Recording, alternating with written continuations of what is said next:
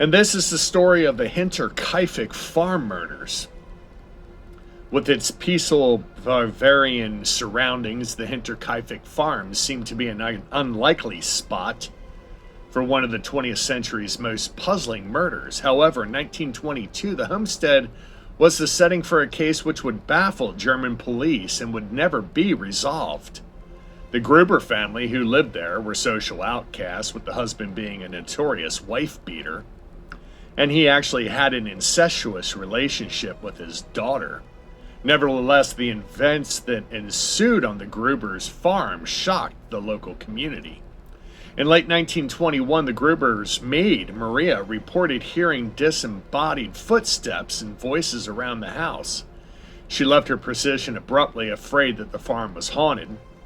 6 months after Maria's departure, the father, Andreas, saw footprints in deep snow surrounding the house, leading from woods to the farm. There were no footprints to show a return journey. Andreas carried out an immediate search, but no one was found. That night, Andreas too heard the strange noises coming from the attic. Again, he found nothing, and no one was hiding.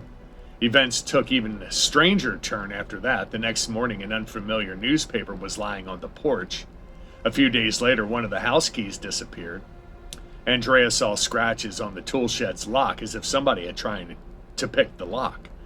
Some days later, the townfolk began to wonder where the Grubers had gotten to. They went to the farm to check on the family and made a grisly discovery in the barn. The bleeding bodies of 4 members of the family, all stacked one on top of the other and covered up with hay. In the house, the rest of the family and the replacement maid were also found dead. Although there were no signs of strangulation, the instrument believed to have caused their death was a pickaxe.